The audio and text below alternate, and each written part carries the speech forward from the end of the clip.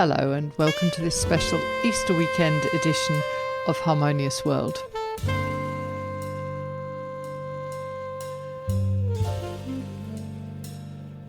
My name is Hilary Seabrook, and a couple of weeks ago I went to Cambridge to interview the sax player you're listening to right now, Tim Boniface, who is also chaplain at Girton College.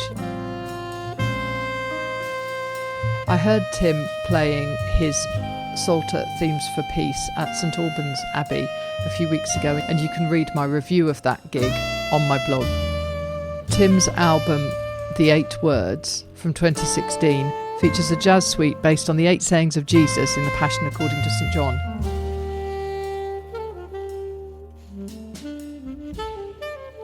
And this beautiful track that you're listening to is the second word, which takes as its inspiration John chapter 18 verse 11, "Put your sword back in its sheath. Am I not to drink the cup that the Father has given me?"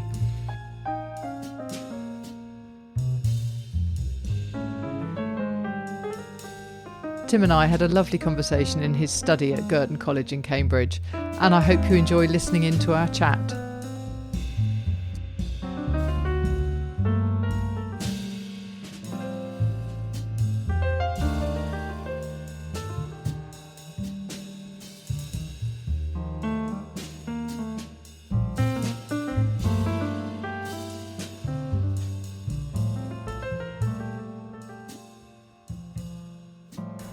Welcome to Harmonious World, Tim Boniface, sax player and chaplain here at Girton College. Thank you. It's really, really good to join.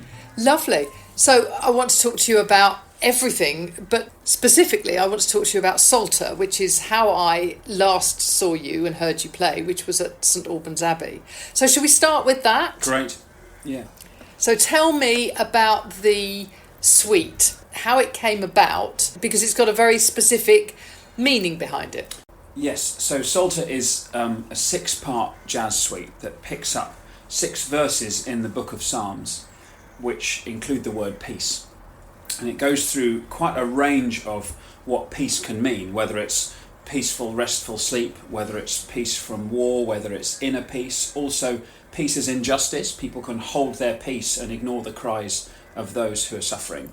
And the suite tries to get under the skin of those texts a little bit from my perspective and explore them with an instrumental set of compositions, but then opening them out for people's own consideration. So part of what's going on is me being interested in the way music can help us to meet texts and explore them without giving them a final kind of sealed meaning. So what we did at St Albans Cathedral was we performed this suite, and the idea was that the audience had a chance to get into the text and explore them for themselves as they experienced the improvising musicians exploring the texts for themselves too.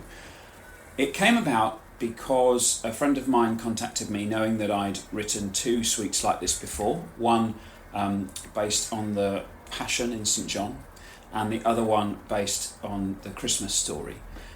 She works at St Albans Cathedral, and she said, "We've got this great exhibition on peace called Peace Doves, which is an installation by the sculptor Peter Walker, which you would have seen. He hangs thousands of paper doves from the ceiling of the cathedral, and they've all got messages of peace written on by members of the community that are garnered over the weeks leading up to the installation. It's lit very beautifully, and they wanted a jazz element to the programme that they were having as that installation was installed. So she rang me, I think, around this time last year, and said, could you come and do a concert?" And I thought, yeah, we could do a concert, but why not write something new? Is this an opportunity, an invitation to to a new one to add to these other 2 that I'd already done? So that's how it came about, and then I contacted, I think, the 3 musicians who I felt I really wanted to explore this with. So James Pearson on the piano, Malcolm Crease on the double bass, and John Ormston on the drums, each of whom are astonishing musicians. And I wrote that then over the course of the summer. And some pieces come very quickly, and some take ages. Some you spend a long time digging under the skin of something and you don't know what's coming out, and then suddenly it clicks. Other ones, they just arrive, really. So we then performed that in St Albans Cathedral in January, which was a really, really beautiful evening, actually. I mean, it was quite moving to do. There were a lot of people there, and it felt very special, and hopefully the opening of something else. Yeah, and it was spectacular musically and visually for being in the cathedral underneath that fabulous installation of all of those peace doves, particularly at a time when we were all thinking about the upcoming second anniversary of Ukraine's invasion, Sure. and then also everything that's going on in Gaza. Yes. And it was just chilling in a good way. It was as a member of the audience. Sure. It was amazing, and those, as you say, those guys are just spectacular. I mean, I suppose when I wrote it over the summer, I had no idea how horribly the intensity of A Suite on Peace would increase. So we performed in January. Everything having kicked off in Israel and Gaza in October. So that was sort of felt right to do, but also it felt kind of presumptuous to think that in any way I could play or speak anything into that kind of story or that way that we're all thinking together, hopefully, about that. But perhaps doing music, non-verbal music, instrumental music, was a good way of expressing something in this time. Yes, and I think the idea that you talked about encouraging the audience to think, and that's all any of us can do really at the moment, isn't it? Think about peace and think about what's going on. There's some other things we can do probably as well, but it is important to start, with actually recognising what kind of world we're in, and I think the creative arts can open up that space for us, for our imaginations, to move towards the various ways in which we can act and support and all sorts of things. Right. How did you select the texts, first of all? Because there were 6 sort of fairly short, sort of 1 or 2 sentence long extracts. How did you select those? Did you read the whole of the Psalms and find that, and how did you choose? Well, I can't remember whether you said at the beginning, but I'm also a priest in the Church of England. I'm the chaplain here at Girton College, where we're sat looking over this gorgeous lawn. So I read the Psalms every day because they come up in daily prayer. So the Psalms are a part of my daily rhythm. And I used the translation of the Psalms that is in the back of the Church of England's Common Worship daily prayer book. And there are some verses on peace that are very well known and some aren't, and I just worked with a concordance to make sure I wasn't missing any and had a look through. What I really wanted to avoid, both for artistic and kind of theological reasons, I guess, was 6 or 7 verses that were all quite samey. We all want peace, because in a way what could end up is you end up with something quite not bland, but without enough undulation in the landscape, right? So I really wanted to select 6 texts that all pressed into peace in a different kind of way. And as I say, we have everything from the Lord will give his people the blessing of peace, which is comes in a very strong psalm. It's so the idea is there's something really really strong and authoritative being given, through to in peace I will lie down and sleep. So, a daily kind of peaceful rest that we all hope for, through to, as I said, verses that are about not holding one's peace at the tears of the suffering. Sort of, why aren't you listening to my cry thing? Do not hold your peace at my tears. And peace is a deception, so those who speak peace but have malice in their hearts. So that's how I selected the text to give us a good range, and also a couple of really hopeful texts as well, which is where the suite ends up. Yes, it definitely does. It definitely left everybody feeling uplifted and as you say, hopeful, rather than, distraught about the state of the world, I think. Yeah, we're invited to consider those together and not to do an either or. And so that was what, another thing that was going on, was to say, I didn't want to write a suite that was going into one or other of those spaces, but that was really trying to occupy them in the same kind of soundscape, in the same place. And one of the things that's really important in how I try and write these and how we try to perform them is they are very much contextual. So they're about where we're performing it and who we're performing it to and how they're responding and what the acoustics are like and what the visual setting's like. So jazz is great for that, because you do always play it differently every time. But the array of ways in which we've performed some of my other stuff and the variation can be absolutely huge. Yeah, and it does feel incredibly special, and I'm so glad I was there for that event, because it wasn't recorded, it's not, can't find it anywhere, and hopefully at some point in the future it will be. It would be nice. It would be nice to get that. If there are any patrons out there. Yeah, absolutely. Well, when you think of the lack of money in the arts and the money that's elsewhere, it would be nice, wouldn't it? It would be good. But there we go. Right, so tell me how you ended up here. So we're in your beautiful office, your beautiful study in Girton College, and you're wearing a dog collar, and when I saw you, you were wearing, and in fact a moment ago you were wearing a saxophone sling. Yeah. So, those trappings, how have you ended up here? In the short term, I've ended up here because a friend of mine rang me in 2019 and said, the job at Girton's coming up, you've got to do it. It's absolutely made for you. So I have been a Church of England priest for about 8 years or so, and I was full-time in the church before this, and really started to feel that this whole thing of a dual vocation of being a musician and a priest was absolutely right for me. And Girton is an amazing college. It's a very humane place. It's a very exciting place. It's got an amazing history. It was the first residential higher education institution for women in the UK, and is continuing to ask, what it means to pioneer inclusivity in education. My predecessor is a poet and musician and theologian, so the furrow was ploughed, if you like, for a slightly maverick artistic chaplain. So that's how I've ended up here, and it's great. I mean, I love the job. It's a kind of classic college chaplaincy in some ways, but I push it into some jazz directions on occasion. More long term, I think I've ended up here because I discovered over time that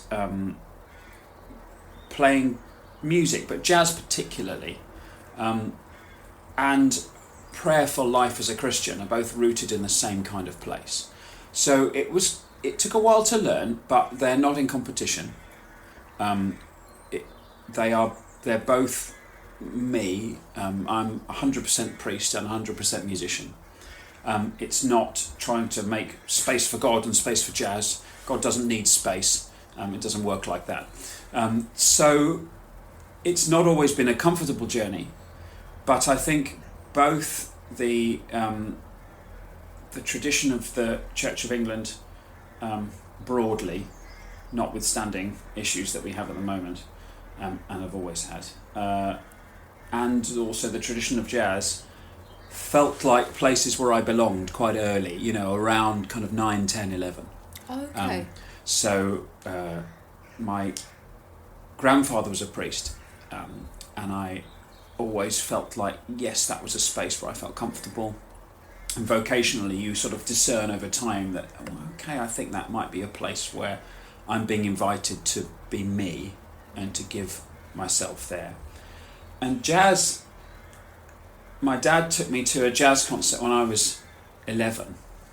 We might have been to one before, but I remember this one in particular. It was Chris Barber's band in Epsom. And there was a great tenor player called John Crocker, who I don't know if you ever heard of. Fantastic player. Really interesting, because it was kind of, British trad, but he had this really sort of jazz with the Philharmonic swing kind of voice going on, and I heard him play. I can remember it. I remember where we sat and what it was to see it. Just hearing this whole band, it was like hearing a conversation that I just had to be part of. That was it. I got to play this. I can't get enough of listening to this stuff. And so, for years, I just used to put on jazz music and play along with it on the saxophone at home. And that's how I learned. Really, just playing along with records, joining in the conversation. And so both those conversations, the conversation of the church and the conversation of jazz, have always been really key for me. And yeah, there were points where it felt like a bit of a fight. Which direction should I go? And then thankfully there were enough people around who helped me to discern actually that they're perfectly compatible. I mean, sometimes time is difficult. If you play a late gig and you got an early service, it's not great fun. Yeah. But yeah, so that's how I've ended up here. Right. And so did you have training as a sax player? I did my kind of grades with a great teacher in Surrey where I lived, who played in big bands in the 60s and 70s and was just a good teacher, lovely tone, lovely sound, great articulation, great voice, and he sort of took me through the grades, but he didn't teach me to improvise. That was entirely about playing along with recordings, and then that was it for musical training. Wow. So I went to university and studied theology at Exeter, and then with Nottingham University, and then Durham University for later stuff. So academically, I'm a theologian. Right. But so training, jazz training's been about just trying to get near as many good jazz musicians as I can and play with them, and then gradually they started coming my way, so that was nice. It sort of felt like you're trying to force your way into this, because then I felt like space opened up for me to do my thing, but I'm still learning. We're all still learning all the time, right? It's just where you saturate when you think you haven't got anything to learn anymore. Yeah, it's interesting because when I was going to university, there were you couldn't do anything in jazz at all. You could go to one of the music colleges in London. I think Leeds had just started then, and there were big bands, but they were definitely kind of and that's an extra. Sure. And there was no certainly you couldn't do a degree in music of anything that was of interest to me, really. Although I was classically trained, I had this whole thing about jazz, like you say, when you've got the bug, that's it. Yeah, that is, isn't it? Yeah, and I find it interesting that you're of a younger generation, but so you've had the same experience that all of my compatriots had, which is we just learned it. Yeah. We just listened to it and I like that. Let's work out. I do quite a lot of teaching now, and just trying to communicate. If you've decided you need to practice, for an hour over this time, spend half of it listening. Yeah. It's not wasted. You've got to do it, and I think there's some really interesting questions around how accessible all the music is now, which is great in some ways, but also does it mean we listen too broadly, we don't listen specifically? There's still records that I can put on at home, and I could tell you where every hi-hat goes through the whole 6 minutes, I can, because I only had a few CDs, so you listen to them a lot, played along, listened to them obsessively, and I hope that people are still listening like that. For me, that's how I got under the skin of it, really. Yeah, and I think listening mindfully is something that a lot of people don't do. A lot of people just put Spotify on and let Spotify play whatever Spotify wants. Yeah. Whereas actually, there is something about putting a track on and listening to it. And, and I mean, interestingly, with the dual vocation hats on, there's something really meaningful about the family resemblance between mindful listening and prayer and meditation. So because of the way music occupies time, so you can't choose for, we've got an album here, so this is a Lee Konitz album. So the first one is 13 minutes 48, okay? Yeah. So there's only three of them. It's Brad Mehldau, Lee Konitz and Charlie Hayden. Wow. Great album. Yeah. 13 minutes. That piece of art, that track, takes 13 minutes. Yeah. It can't take any less. No. So it's not, you can't, it's like a play, whereas you could choose how long you take to read a book or look at a painting. That's not to detract, it's just different. Yeah. But the way music occupies temporal space means you have to take your hands off time. And there's something really key about prayer and meditation in that too. You have to take your hands off time. You have to realise that the world isn't there to be shaped by you, but you need to let yourself be shaped. And jazz especially, but I think a lot of musicians have a faith that drives them as well. Yeah. There's a lot, I was talking to you before we started about my love of John Coltrane, and one of my favourites is A Love Supreme, and the liner notes for that are incredible. That's it. Well, there's a book here, God's Mind in That Music. Theological explorations through the music of John Coltrane. And this is an amazing work. Jason Bivens, this is Jazz and American Religion. And this is a really, really fabulous read. So both of these are really, really cool. Okay, I'm going to take photographs of both of those in a moment. And then, I mean, there's a lot here, but I think those two are really good. This study by Bivens is excellent. Jazz and American Religion. Yeah. Because, I mean, I'm not going to ask you about your drug taking, but, there's a lot of those guys. It would be a fairly short answer, I'm afraid. Well, it's a bit boring. probably quite dull. There's a lot about that where spirituality fits within music, and where people seek that spirituality in drugs. A lot of that, especially in the 60s, all of those guys that were taking stuff all the time. I think probably some of my compatriots would say about the 80s when that was happening. And it's really interesting. I'm going to get both of those, and I'm going to look at those. So good. Yeah. They're good. They're a good read. Yes, fantastic. So, what does the future hold musically? I mean, talk to me about some of the gigs that you've got coming up, which you. Yeah. Well, so part of it is that. We moved to Cambridge in 2020 for me to take up this job. So it was COVID, and it was a part-time job here, and then of course there was no music. No. But gradually there's a kind of a sustainable local working life here.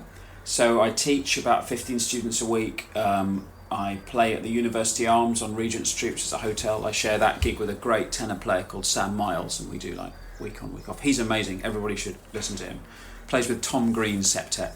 Lovely guy, great player. Right. So we do kind of a week each that. I run jazz at the Lab, which is a cocktail bar on Regent Street. I was saying I played there last night, and we have some great British jazz artists coming there. And then, we've got a really exciting jazz program about to start here at Girton. So watch this space. Oh, that's exciting. Can't say much more at the moment, but that is going to be pioneering, hopefully, within the university scene and also for us. So that's really cool. Involved in that. The aim with these suites really is to expand this as a way of kind of carving my own path a little bit. So I do lots of standards gigs, and that's great. I love it. I've got my own arrangements, and you end up with your own sets that you like. I do play lots of jazz clubs and things like that around the place. But in terms of the more original stuff like Psalter and the other two suites, I'm doing a gig in Newcastle Cathedral. We're actually with my predecessor from here, who's a poet, so we're playing my suite and his poetry in between. Oh, lovely. The hope is to open up a bit of that cathedral circuit, but we also play these suites anyway. So I think at the moment the future is to be really glad that a regular jazz scene has opened up here. I've got 2 children, life is full, and it's really nice not to be travelling all over the place to play all the time. I like playing locally, it's fun. Cambridge is a pretty happy place to play jazz. The people are nice, the scene's nice. And then to expand these kind of theological-ish jazz suites, and then to press into that academically a bit. So I'm a theologian academically, and I've always been a bit careful about going in the theology and jazz direction because it feels like it's too precious. But I think that's sort of about to start. Right. Yeah. Well, certainly these two books are exactly that, aren't they? So yeah, they are. I think there's a lot. There's a big question about jazz and faith. And that can mean a lot of different things to different people. It can. So. I mean, I could talk about it for ages. There's a couple of things that I'm really interested in that. One is quite a specific question, which has been approached by a few people, but I'm sort of perhaps trying to come at it from a slightly different perspective. And that is about the resemblance between the way jazz musicians improvise and the way communities read sacred texts. Okay. So to try and move away from the idea that a text has a sealed final meaning, right? The standards we play don't have a sealed final meaning. And it's collaborative, but we also need an expression of that piece or of that text that fits time, place, but also that that this is where it parts its ways a bit. But in terms of sacred text, people speak in terms of authority in some kind of way that can sound a bit overbearing, and so perhaps we need a better word. But also, there's a kind of authority behind the standards too. Satin Doll is always Ellington's, right? Right. So, so I'm interested in that. That relationship between what jazz musicians do and what communities do with sacred text, and I'm interested in pressing into that in a practical way. So not just writing about it as a metaphor, but actually doing it, and that's what these suites are. Okay, let's take text that everybody knows, like the Christmas story, and do the reading, and then play a piece of jazz. Now what happens for you? What does this text mean now? Does it open up a new direction? And then the other thing I think that I find really interesting for myself is thinking about meaning as a whole.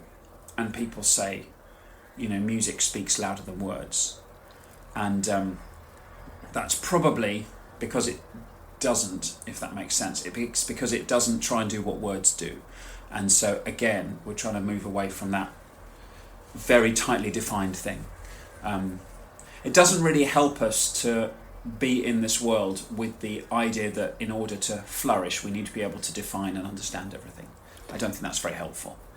No, and actually, I think that's what I think is wonderful about faith and about theology is that this has been, particularly the Christian faith, has been going on for more than 2,000 years, and we're still answering and asking questions.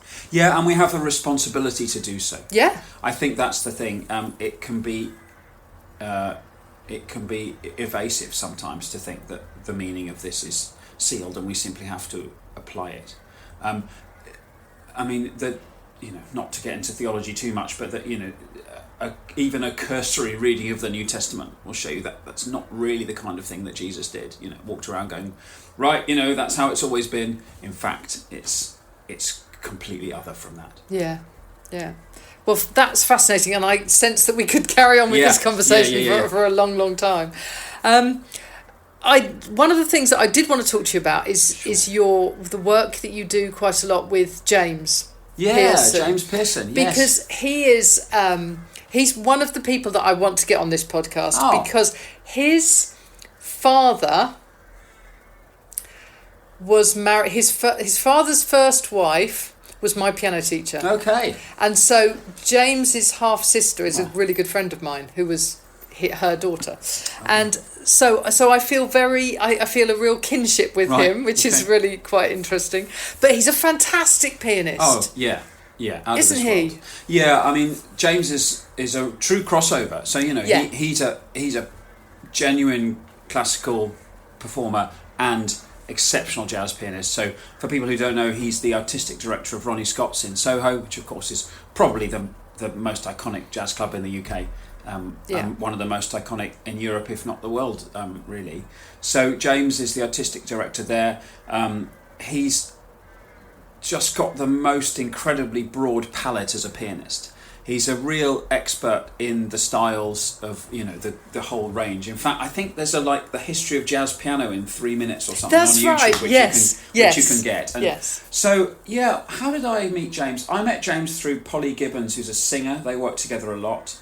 And I think I met Polly playing at something for her, playing piano for her, which I think James was supposed to do. So I was able to do it instead, which was great for me, but probably a bit of a downer for Polly. Anyway, so that was fun, and then we ended up doing a couple of things together,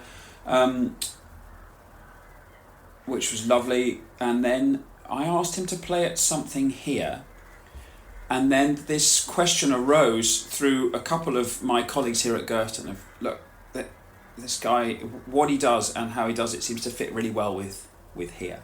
So we invited James to become a musician in residence. I think we're the only Cambridge college with a jazz musician in residence. So James pops up here fairly regularly to do things at Girton, for Girton, and as I say, opening out jazz here in ways that I'll be non-specific about at the moment. Of course. Have him very involved too. And we do, so we did a gig at Cambridge Jazz Festival, Oscar Peterson and the saxophones. So we picked up the albums that Oscar recorded with Sonny Stitt, Ben Webster, Zoot Sims and Lester Young. I mean, he did a few more, but those are 4 really iconic ones, and we played through that kind of stuff, which is lovely. Yeah. And then we've also got this thing going on, which is really fun, which I'm starting to call the jazz of your life. So the idea is it's like a bespoke personal concert for somebody who sends in their life story, and we design a set around the places they've lived and the dates when important things happen. So we've got one of those coming up in a few days. That's fantastic. Yeah, and the energy's great. Yeah. And it's lovely for me. And he was absolutely the right guy to play Psalter. Yes. The other 2 suites, though, have another astonishing pianist on, Phil Merriman, who people should look up, and is a wonderful guy, also involved in churches and presses into this whole relationship between jazz and faith, and is a masterful player, and again really has a hold on the kind of thing I'm trying to do through these suites. But the work with James is great fun, and it's getting more frequent, which is lovely for me. Yeah. We're playing Psalter in Cambridge on the 20th of September for the St Paul's Arts Festival. Right, I think I shall have to come to that because I loved listening to it the first time, and it feels like a suite that will give more as you listen to it more. That's the plan, and again, that's the kind of thing that texts do. Yes. So, I'm always interested to know where it's going to go next time.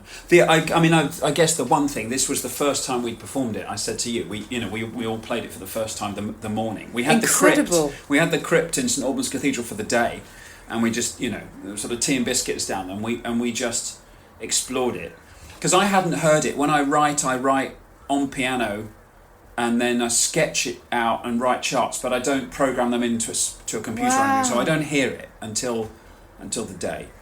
And that's quite important. And there was one piece I thought, actually, this has taken shape, we're almost there, but there's one more step that needs to happen, so I'll reshape that a little bit. Wow. But then the rest of the way it develops will be, the way that jazz always develops like that when musicians come to material a few times, you bed in, you dig into it a bit more, you start to really uncover the bits of the piece that are inviting you to really do your thing in your specific way, and you get under the skin of the composer a little bit. But also I'd like to think that playing those texts, so that the musicians have the verse in front of them as well as the chord changes and the shape. So I'm always instructing them that we are playing this verse. This is what we're doing. Explore this. Yeah. Explore these words. And I think, particularly with the other 2 that I've done, we're now on the sort of 20th whatever playing of it. Yeah, actually, you've got under the skin of the text a bit more too. Wow, that's amazing. That's fantastic. Well, we've come full circle from starting talking about Psalter to finishing talking about Psalter. I will make sure that in the show notes there are links to all of these people we've talked about, all of the things that we've talked about, so that people can follow those rabbit holes all the way through. So, because that's one of the nice things I think about, well, actually, I was about to say about jazz, but it's also about theology, isn't it? About faith, is that it takes you in different directions that can sometimes be quite surprising. They can be, and challenging too. And I think one thing just to say is sometimes this is an idealised relationship. Faith and theology just fit so beautifully. But there are catastrophic human failings in religion and in life, in the arts, and so it's important that we don't do this with an idealist kind of frame, but actually say the way we do this needs to be aware of our failings, our capacity to do one another great harm, as well as great good, and to explore and inhabit the arts, in a way that is aware of that, and is trying to say, well, how can we willingly try to shape ourselves towards a more just way of living alongside one another.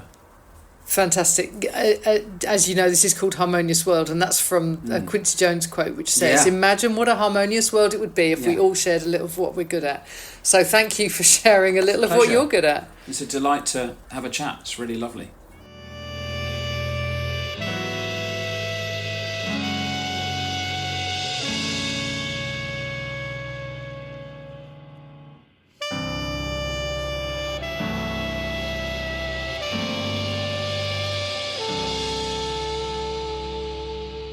I hope you enjoyed listening to that conversation with saxist Tim Boniface at his study in the wonderful Girton College, Cambridge.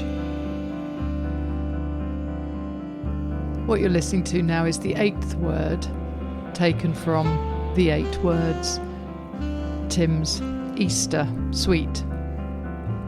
You can also find the infant, which is his Christmas suite, and hopefully, in the not too distant future, Psalter Themes for Peace, which was premiered at St Albans Cathedral in January 2024, will also be available.